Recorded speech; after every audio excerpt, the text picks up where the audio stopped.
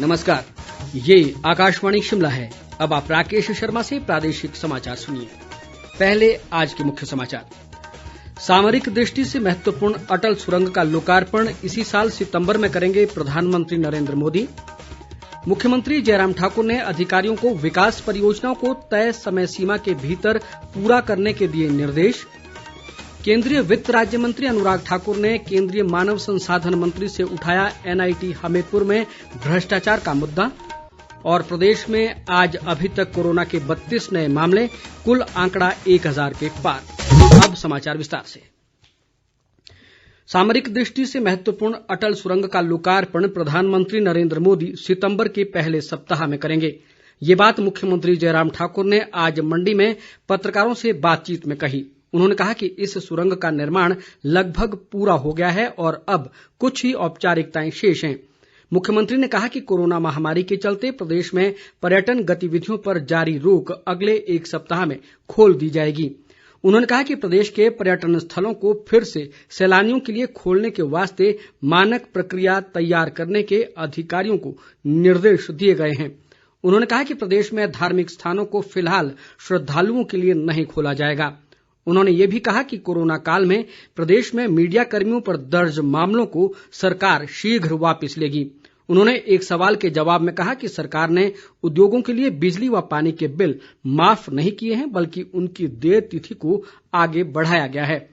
हमारे लाहौल स्पीति संवाददाता कुंदन शर्मा ने कहा कि मुख्यमंत्री ने बाद में अटल सुरंग का निरीक्षण भी किया और मनाली में सीमा सड़क संगठन के अधिकारियों के साथ एक बैठक कर सुरंग का शेष कार्य जल्द पूरा करने के निर्देश दिए। मुख्यमंत्री जयराम ठाकुर ने अधिकारियों को परियोजनाओं को तय समय सीमा के भीतर पूरा करने के निर्देश दिए हैं, ताकि इनकी लागत न बढ़े और लोगों को योजनाओं का समय रहते लाभ मिले। मुख्यमंत्री आज मंडी में जिला में चल रही विभिन्न विकासात्मक परियोजनाओं की समीक्षा कर रहे थे। हमारे जिला मंडी संवाददाता मुनीश सूद ने बताया कि मुख्यमंत्री ने उनके द्वारा की गई घोषणाओं को सर्वोच्च प्राथमिकता देने और परियोजनाओं के कार्यान्वयन में आ रही बाधाओं को दूर करने के भी अधिकारियों को निर्देश दिए। मुख्यमंत्री ने कहा कि इस संदर्भ में की गई किसी भी लापरवाही का कड़ा संज्ञान लिया जाएगा। उन्होंने कहा कि कोरोना महामारी ने विकास कार्यों को बुरी तरह प्रभावित किया है, इसलिए परियोजनाओं को तय समय सीमा के भीतर पूरा करने के लिए अतिरिक्त प्रयास किए जाने चाहिए। उन्होंने अधिकारियों को मानसून के दौरान वर्षा से होने वाले नुकसान को कम करने के लिए समुचित एहतियाती कदम उठाने को भी कहा। मुख्यमंत्री ने मंडी में 6.25 करोड़ रुपए की विकास योजनाओं के उद्घाटन व शिलान्यास भी किए। नेता प्रतिपक्ष मुकेश अग्निहोत्री ने कहा है कि प्रदेश की जयराम ठाकुर सरकार के पास कोई नीति नहीं है।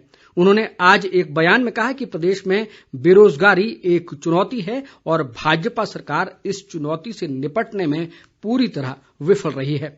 उन्होंने दावा किया कि प्रदेश की जनता का सरकार से मोह भंग हो गया है और अब कांग्रेस जनता के हितों की लड़ाई लड़ेगी।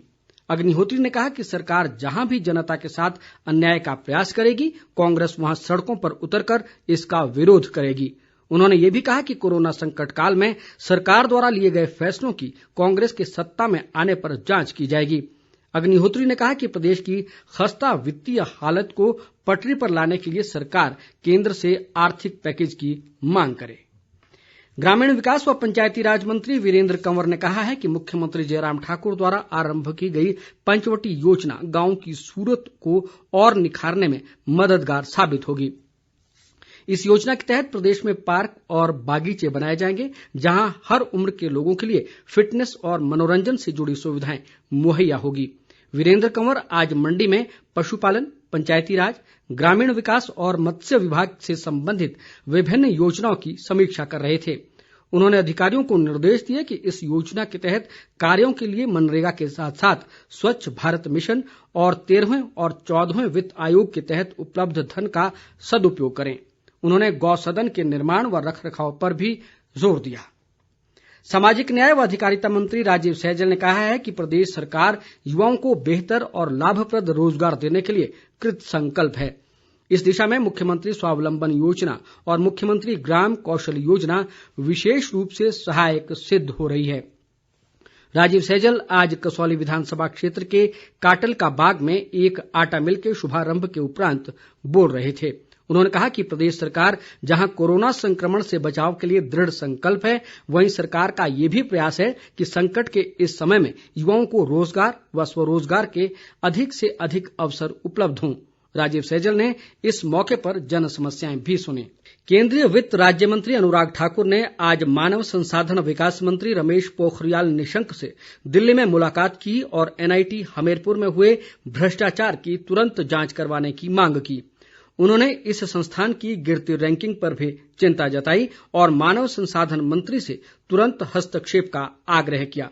अनुराग ठाकुर ने कहा कि NIT हमीरपुर के निदेशक पर बार बार भ्रष्टाचार के आरोप लग रहे हैं, जिससे संस्थान की छवि खराब हो रही है। उन्होंने कहा कि इन आरोपों की तुरंत जांच होनी चाहिए। केंद्रीय मंत्री ने आश्वासन दिया कि इस मामले की तुरंत ही जांच होगी और संस्थान की छवि को सुधारने के लिए उचित कदम उठाए जाएंगे। हिमाचल प्रदेश में आज कोरोना वायरस के 32 नए मामलों की अभी तक पुष्टि हो चुकी है। आज किन्नौर में 17 और रामपुर में 6 ITBP के जवान एक साथ कोरोना पॉजिटिव पाए गए हैं। इसके अलावा हमीरपुर में 3, कांगड़ा में 2 और बिलासपुर, लाहौल स्पीति, मंडी और सिरमौर में एक एक व्यक्ति में कोरोना संक्रमण की पुष्टि हुई है। इसी के साथ प्रदेश में कोरोना पॉजिटिव मामलों की संख्या बढ़कर 1011 हो गई है। स्वास्थ्य विभाग द्वारा जारी बुलेटिन के मुताबिक आज प्रदेश में 2049 लोगों का कोरोना टेस्ट किया गया। इनमें से 1132 लोगों की जांच रिपोर्ट आना अभी बाकी है। प्रदेश में कोरोना के सक्रिय मरीजों की संख्या 359 हो गई है, जबकि कोरोना से स्वस्थ होने वालों का आंकड़ा 629 तक पहुंच गया है। प्रदेश में कोरोना से मरीजों के स्वस्थ होने की दर 63% हो गई है। आज प्रदेश में 12 मरीज कोरोना को मात देकर स्वस्थ हुए हैं। भाजपा के मुख्य प्रवक्ता रणधीर शर्मा ने कहा है कि केंद्र की मोदी सरकार प्रवासी मजदूरों और गरीबों की आवाज बनी है। रणधीर शर्मा ने आज जारी एक बयान में कहा कि PM गरीब कल्याण अन्न योजना को अगले 5 महीनों तक जारी रखने का निर्णय केंद्र सरकार का महत्वाकांक्षी फैसला है। उन्होंने कहा कि केंद्र सरकार ने प्रधानमंत्री गरीब कल्याण योजना व आत्मनिर्भर भारत अभियान के तहत देश के प्रवासी मजदूरों और गरीबों को आर्थिक व सामाजिक सुरक्षा दी है। PM गरीब कल्याण अन्न योजना से हिमाचल से लगभग 6 लाख लोग लाभान्वित होंगे।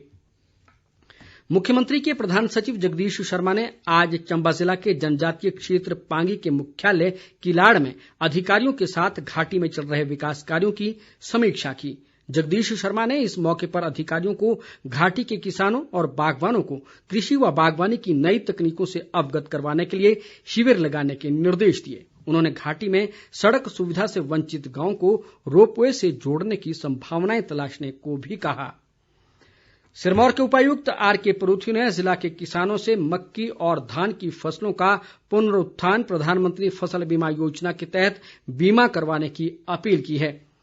परूथी ने आज नाहन में कहा कि केंद्र सरकार ने इस योजना के तहत खरीफ मौसम में मक्की और धान की फसलों को भी शामिल किया है।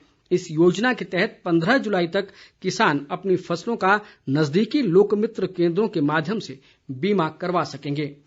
आकाशवाणी का समाचार सेवा प्रभाग आज फोन इन कार्यक्रम में कोविड-19 पर एक विशेष परिचर्चा प्रसारित करेगा। श्रोता स्टूडियो में टोल फ्री नंबर 1800 115767 पर फोन कर विशेषज्ञ से सवाल पूछ सकते हैं। श्रोता 011 2331 4444 पर भी सवाल पूछ सकते हैं। ये कार्यक्रम रात 9:30 बजे से FM गोल्ड और अतिरिक्त मीटरों पर सुना जा सकता है। ये कार्यक्रम हमारी वेबसाइट newsonair.com और हमारे YouTube channel news on AIR official पर भी उपलब्ध रहेगा। Mobile app news on AIR से भी अपडेट लिए जा सकते हैं। अंत में मुख्य समाचार एक बार फिर। सामरिक दृष्टि से महत्वपूर्ण अटल सुरंग का लोकार्पण इसी साल सितंबर में करेंगे प्रधानमंत्री नरेंद्र मोदी। मुख्यमंत्री जयराम ठाकुर ने अधिकारियों को विकास परियोजनाओं को तय समय सीमा के भीतर पूरा करने के दिए निर्देश। केंद्रीय वित्त राज्य मंत्री अनुराग ठाकुर ने केंद्रीय मानव संसाधन मंत्री से उठाया NIT हमीरपुर में भ्रष्टाचार का मुद्दा। और प्रदेश में आज अभी तक कोरोना के 32 नए मामले, कुल आंकड़ा 1000 के पार। इसी के साथ ये समाचार बुलेटिन समाप्त हुआ।